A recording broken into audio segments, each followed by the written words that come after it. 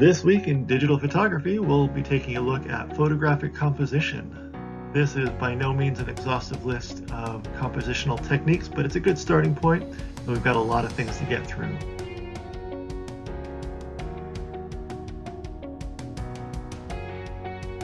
We'll start off by asking the basic question of just what is photographic composition. And realistically, composition is simply the arrangement of each of the elements within the frame of an image. So the next logical question is, why does composition matter? Simply, composition is how an artist tells their story within the confines of a single frame of image. We've all seen images that contain a collection of beautiful subjects, beautiful background, good light, and yet even with all this beauty, we still feel like the image just falls a little short. Oftentimes the technical side of photography is easy to learn. The one thing that can often separate a great image from one that is just kind of okay can often be the composition. Composition is how you distinguish yourself from every other person carrying around a camera. There are many different ways that we as photographers can arrange the elements within the scene to tell our story. For the remainder of this presentation, we'll look at a variety of different composition techniques with examples of each. This is not intended to be an exhaustive list, but rather just a sample of a few of the more common techniques that you can use. I'll go ahead and share some links in the Moodle to some videos that will go into greater depth in composition. One of the first rules that photographers will hear about is called the rule of thirds. In the rule of thirds, we simply want to draw an imaginary tic-tac-toe board across our viewfinder, and we generally want to avoid having our subject fall right in the middle of the image. Images with a focal point that's centered tend to be fairly stagnant, and we prefer to create images with some dynamism, some energy flow through the image. So in the rule of thirds, we typically want to take our main focal point and place it within the frame on one of these intersecting points. Doing so in this particular image yields us an image here where we have a little bit of room for our eyes to move. It gives us a little bit of a leading line, which we'll talk about a little later on. And it also gives me the opportunity to see more of this plant. Another example of the rule of thirds comes in landscape photography, where we will often want to place the horizon line at about 1/3 of the height of the image. So in this case, the horizon line is on the upper third. We could also put the horizon line on the lower third. In this particular case, I chose to place the horizon line on the upper third because it still gave me a beautiful wash of the color and gave me a landmark in the foreground to kind of anchor the front of the image. Another technique is to simply get a little bit closer to the action. This shot here, taken at 4-H camp, is a fairly typical snapshot type of an image. This is an image that would be taken from a normal lens at a little bit of a distance, and it shows some of the background, and it might be important to the image. But to really capture the drama and the action, get a little closer. If we can fill the frame with the image, we can begin to see more of the details that help to sell the image. Here we have a beautiful expression on this kid who's about to wail on this ball, and it just helps to sell the image. Another technique that we often hear about is something called leading lines. And this is where you are using naturally existing lines throughout the image to draw the viewer's eye to the main subject. Now, this particular image does have this really nice leading line of the sweeping wall. This is a round circular wall. This image also has the benefit of having the contrast of a bright white subject in a very dingy, dark, and kind of glooming environment. So you have a lot of contrast here, but you also have the benefit of the leading lines. This image actually comes from one of the very first images that I ever submit for publication a few years back. Another technique that is fairly common is what's referred to as figure ground. And in this particular case, what we're looking at is an image that provides visual interest in the foreground as well as in the background. And in both of these examples, we are using selective focus with a shallow depth of field to force the viewer's eye into one place. In this image on the left, we have our bride who is in sharp focus and her groom who is enjoying a beverage in the background who is out of focus. Likewise here in the same wedding, We have our focus on the bouquet, and we have our couple in the background that are nice and soft and blurred. Chiaroscuro is an Italian word that looks at the effect of contrasting light and shadow created by light falling unevenly or from a particular direction onto your subject. In this particular example, we have a hard light coming from the right that rapidly falls off into darkness on the left side of the image. The technique is effective at forcing your viewer's eye to look at what we want to see, while also giving you a lot of shape and texture to the image. Using repeating patterns can create an ordered sense of harmony or balance or even abstraction, creating interest in a scene that may otherwise be ordinary or mundane. Interestingly, our eyes are often drawn to contrast. So when we look at an image like this on the right, we see the diagonal lines creating this strong pattern, grid work, and that stands in stark contrast with the round circular images of each of the wedding bands.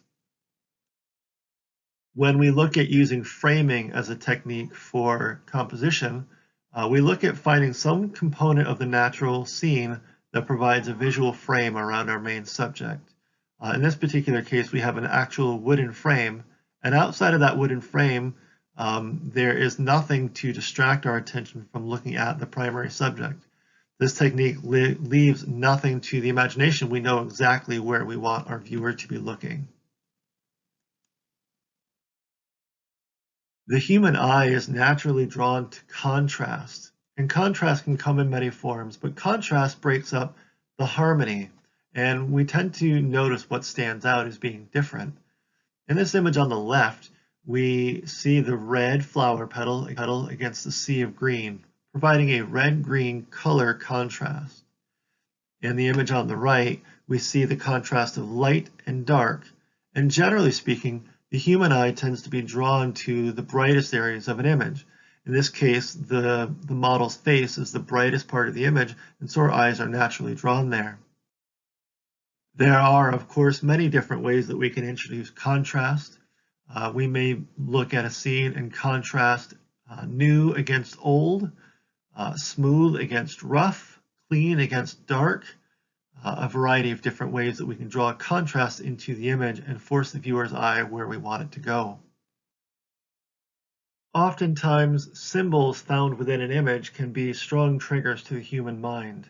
In this particular image, we see a wedding band that is casting a shadow of a heart. This image comes from a wedding that I photographed a number of years ago, and to strengthen the connection, the passage that we see written on the text of the Bible was actually the verses that were read at the wedding. Photographers often use color to drive our eye around an image.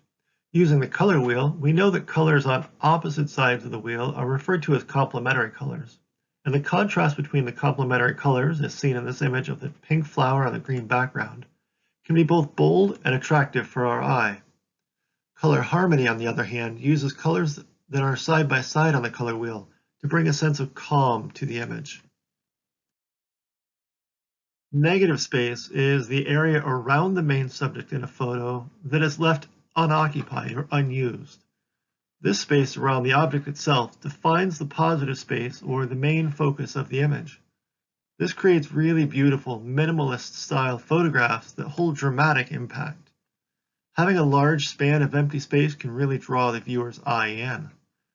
You sometimes even see this in framed art with large mats and relatively small images. If we are going to say that composition is the arrangement of all of the elements within an image, it stands to reason that the light itself is an element of the image, and therefore the light can be used as a compositional technique. Looking at these three images, they all use light, but they're all coming from different directions to tell the story. In the image on the left, we see a model who is lit in studio, using a technique referred to as clamshell lighting, where the light is placed directly in front of the model and slightly above the camera, creating a front light situation. In the center image, we see the light coming in from the back, leading to blown out backgrounds and orbs of flare in the front of the image. The image on the right uses a Rembrandt style lighting, where the light comes in from the side of the subject. In each case, the light plays an important role in the overall feel of the image. The quality of light can also play a major role in the final image. We think of light as being either hard or soft. Hard light has bright highlights and dark shadows. Soft light tends to have more even, smooth transitions from light to dark. In this image, we see a common garden plant known as a coleus that is lit in the midday sun. And you'll see the bright highlights in the flowers, but you'll also see at the bottom of the image down here, we'll see a lot of these deep dark shadows that really block up and don't really contain any detail. If we come back to the same image the next day in the morning light, before the sun gets really high, we see that the shadows have really opened up, the plant looks more lively, and we don't get these bright highlights and the dark shadows that we did the day before.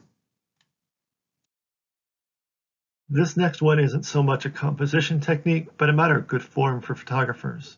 Using a tripod, a monopod, a one-legged camera support, or setting the camera against some sort of a stationary object is a good way to ensure sharp focus.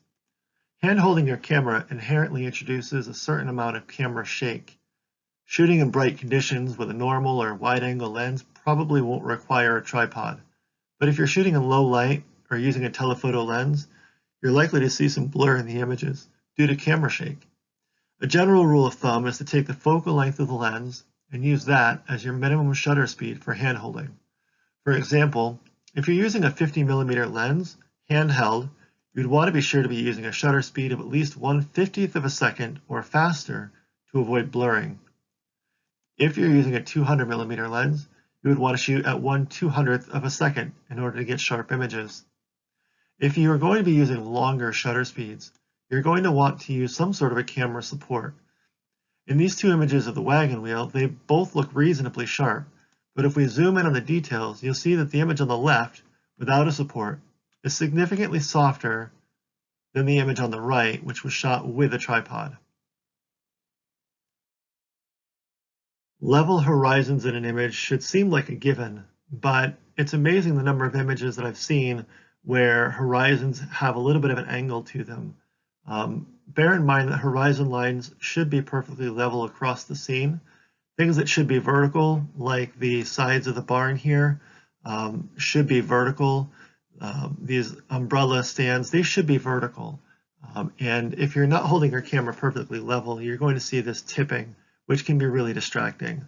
Simply getting your camera leveled up can create a much stronger image.